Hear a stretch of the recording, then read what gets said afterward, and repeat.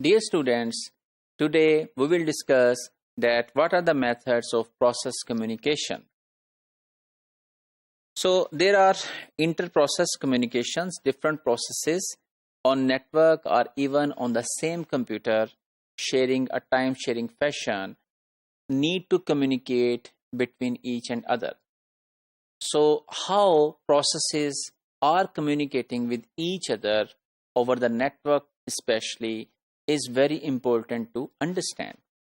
Here is one of the method known as client-server model, in which one of the computer is acting as a server and others are clients. For example, these four are clients to this server, and client is making request and server is satisfying the request.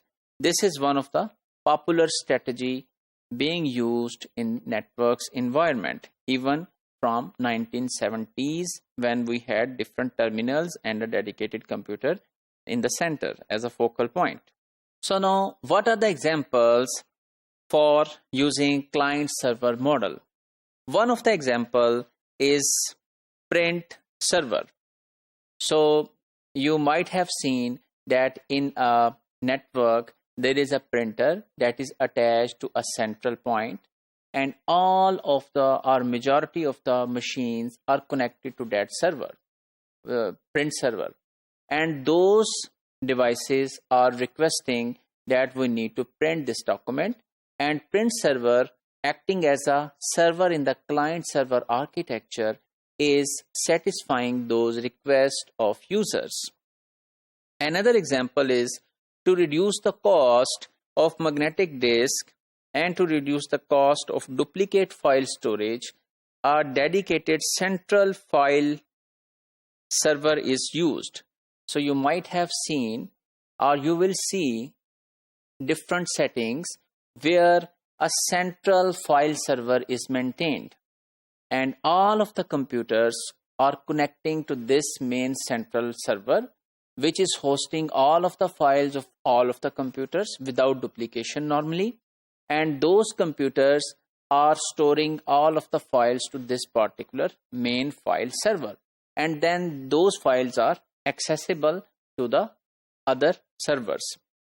And you might have also used such kind of file servers, for example, when you connect to a song repository, a video repository, where all of the videos or song tracks are available in a server, and the clients, whether they are residing at any particular geographical location, those are connected to that particular central hub, central point, or the server in our client server architecture, and downloading those soundtracks from that server.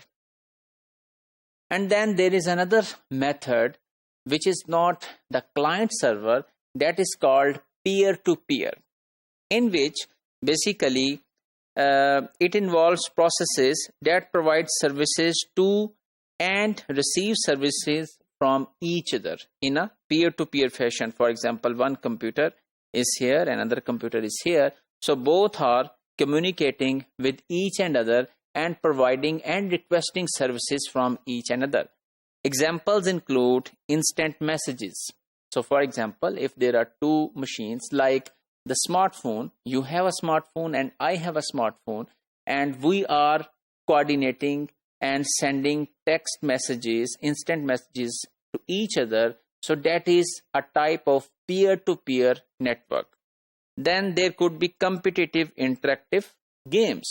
So different computers are coordinating the interactive games as well in the network in a peer-to-peer fashion.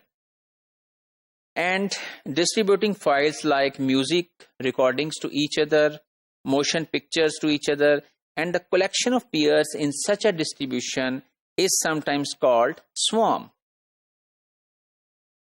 And why we need peer-to-peer? One of the very important thing is that decentralized operation give more efficiency and reliability. So for example, in client-server architecture, if the server has some problem, is crashed, is not reliable, do not remain reliable, in such a situation, all of the clients will face problems. However, in peer-to-peer architecture, if one machine gets down, it has no impact on other machines in the network of the swarm. So all other machines are still able to communicate with each other. So the efficiency and the reliability is increased. So that is one of the important thing that why peer-to-peer architectures are getting more popular nowadays. So if we summarize today's module, we have learned that how processes residing on same machine or over the network are communicating, and we have discussed two architectures. One is client-server architecture and other is peer-to-peer architecture.